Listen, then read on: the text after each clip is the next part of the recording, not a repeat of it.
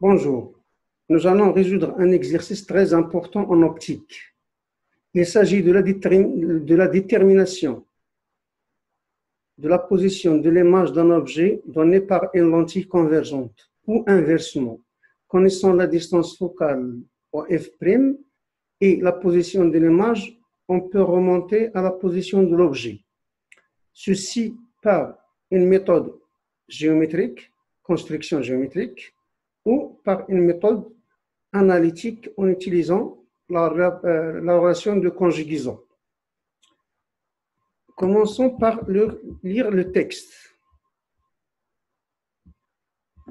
Dans la figure suivante, on a représenté l'image A'B' donnée par une lentille convergente de distance focale au f' pour un objet AB placé perpendiculairement sur l'axe optique avant la lentille, c'est-à-dire à gauche de la lentille. Voilà donc l'axe optique, la lentille convergente de centre optique O et d'axe optique, puis la position de f' et l'échelle. Ici, 1 cm correspond à 2 carreaux, c'est-à-dire 2 petits carreaux valent 1 cm. Ça, c'est la position de l'image A'B'. Les questions posées se rapportent donc à ces données. On cherche la position A de l'objet sur l'axe optique ainsi que le grandissement en utilisant la méthode graphique, c'est-à-dire la construction géométrique, puis la relation de conjugaison. Méthode graphique ou construction géométrique. Normalement, tracer le rayon lumineux émergent. Qu'est-ce que ça veut dire émergent? Un prime, c'est-à-dire qui traverse après traversée de la lentille. Après la traversée de la lentille, passant par f' et b'. Donc, c'est-à-dire c'est le rayon réfracté. On déduire, puis tracer. On déduire, expliquer. Puis tracer le rayon incident 1, qui correspond à un prime, issu de B. B, c'est le conjugué de B'. Et qui donne, après avoir traversé la lentille, le rayon émergent 1'. Rappelez la propriété du tout rayon incident traversant la lentille au centre optique O. Quel rayon lumineux particulier émergent de prime, passant par B', doit-on donc tracer pour trouver graphiquement le point B conjugué de B'. Tracez-le et déterminez graphiquement la distance algébrique OA. Dernière question dans cette partie, 4.1. Déterminez graphiquement le grandissement. Vérification de la relation par la relation de conjugaison. Écrire la relation de conjugaison. En appliquant la relation de conjugaison, retrouver la valeur de la distance algébrique OA. Vérifier la valeur du grandissement.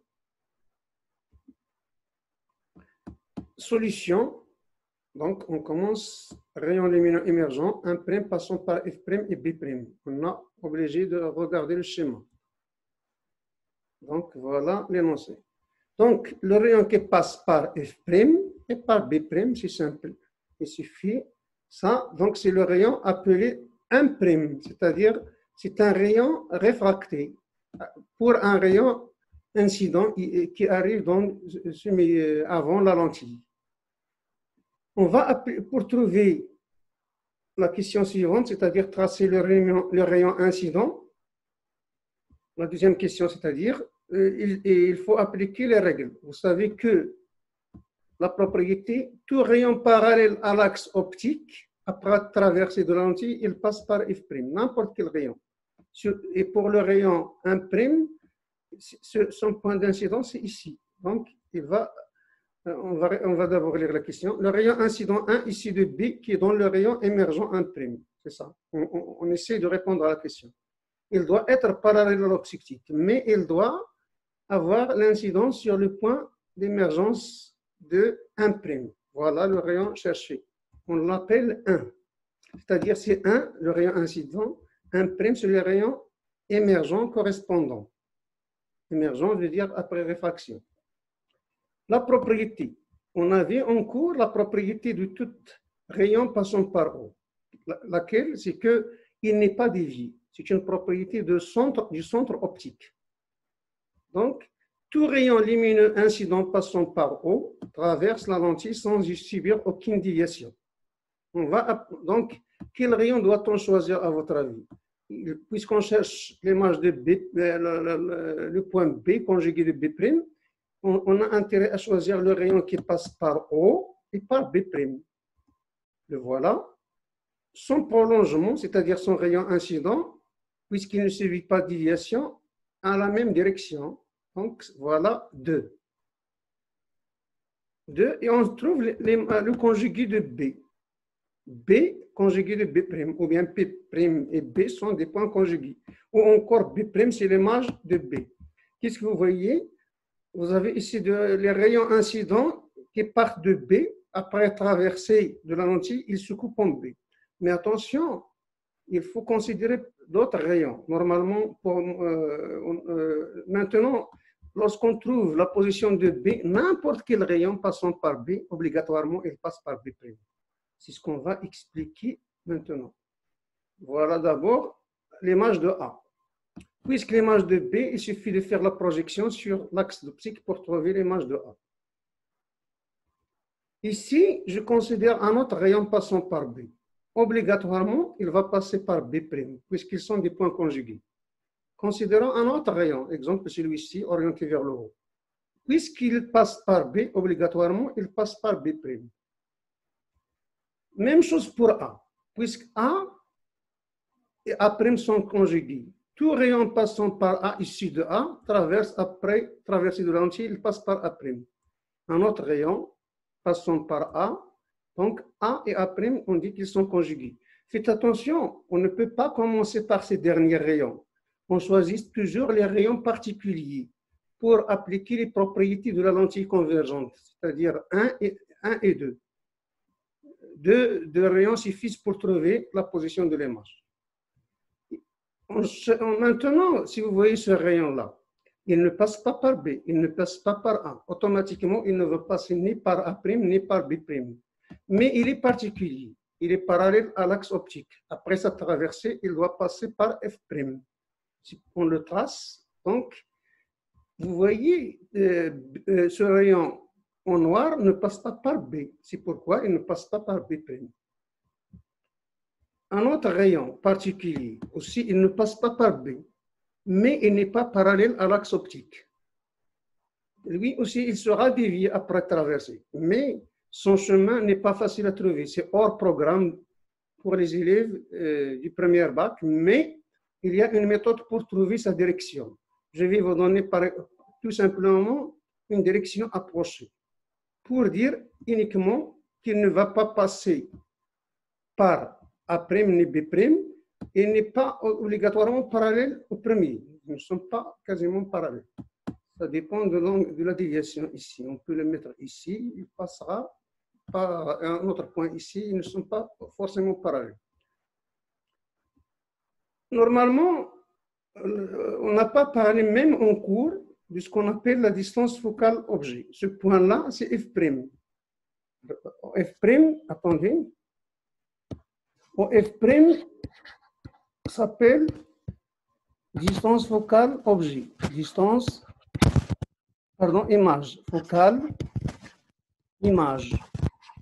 Par contre, sont symétriques. On l'appelle F'. C'est négatif. Distance focale, mais objet. Il s'appelle objet. F', point focal image, F point focal objet. Ils sont symétriques. Une autre propriété, tout rayon passant par F, après sa traversée de la lentille, donne un rayon réfracté parallèle à l'axe optique. On le trace. Voilà le rayon qui passe par B et F. Automatiquement, il va passer par B'. D'ailleurs, parce que B', c'est l'image de B, autre chose, c'est que c'est un rayon particulier. Tout rayon passant par F, qui F se trouve avant la lentille, mais F, c'est le foyer objet. c'est un point symétrique par rapport au centre de la lentille avec f'. Donc, le voilà, c'est B. Il se coupe au même point, B' conjugué de B. Voilà tout ce qu'il faut savoir. Il suffit de se rappeler de ces trois rayons, 1, 2, 3, ou bien 1, 2, ça suffit. Le troisième, c'est pour la confirmation. Graphiquement, on peut voir les distances. La distance OA, c'est 3,8 cm. Puisqu'il y a une distance algébrique, on va l'écrire moins 3,8 cm. On aura besoin aussi de la distance OA'. C'est égal ici à 8 cm. Donc, OA' égale 8 cm. Donc, graphiquement, on a OA égale moins 3,8 cm. Le grandissement, c'est gamma égale OA' sur OA, ou bien A' B' sur AB. Mais puisque déjà on a mesuré OA et OA', il suffit d'écrire OA et OA', on les connaît. Attention, c'est algébrique. Gamma égale 8 sur moins 3,8. Gamma est de l'ordre de moins 2,1. C'est à peu près égal à moins 2. Le signe moins indique que l'image est renversée. Et la valeur 2 ou bien 2,1 indique que les dimensions de l'image est le double des dimensions de l'objet. C'est ce qu'on va écrire. La longueur de cette image est à peu près le double de la longueur de l'objet. L'image est renversée car la valeur de grandissement est négative. L'image est réelle. Qu'est-ce que ça veut dire réel? Puisque les rayons issus de B se rencontrent effectivement. Pourquoi on dit ici effectivement? C'est inversement au miroir. Derrière le miroir, c'est le prolongement des rayons qui se coupent. Ils n'ont pas les rayons effectifs.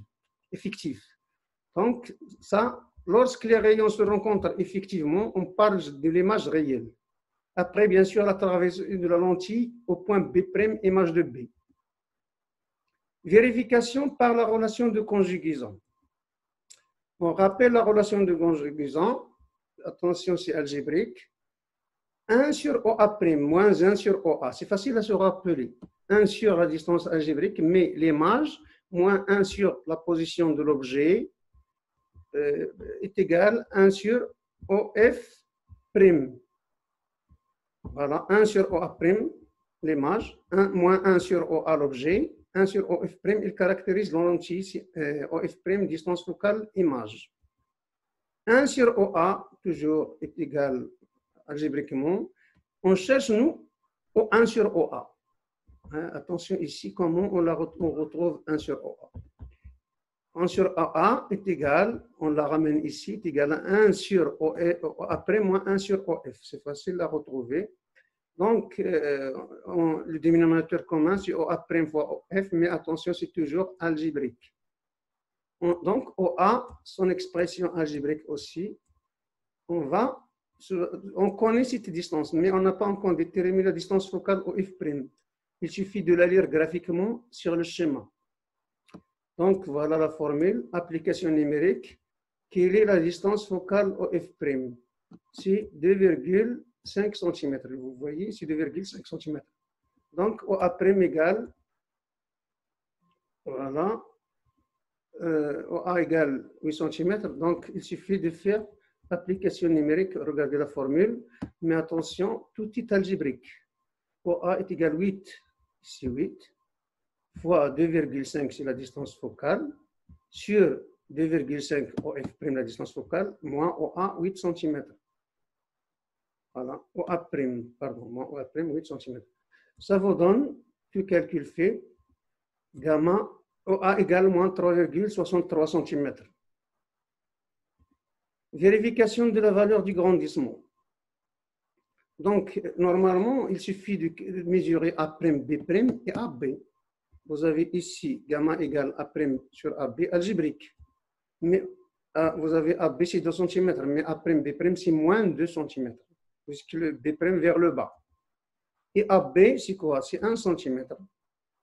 Donc, en respectant l'échelle, c'est moins 2 sur 1. Gamma est à peu près égal à moins 2. C'est presque la même valeur obtenue graphiquement. Vous vous rappelez, on a trouvé gamma égale à moins 2,1. C'est ainsi que prend fin cet exercice. J'espère que vous en profitez.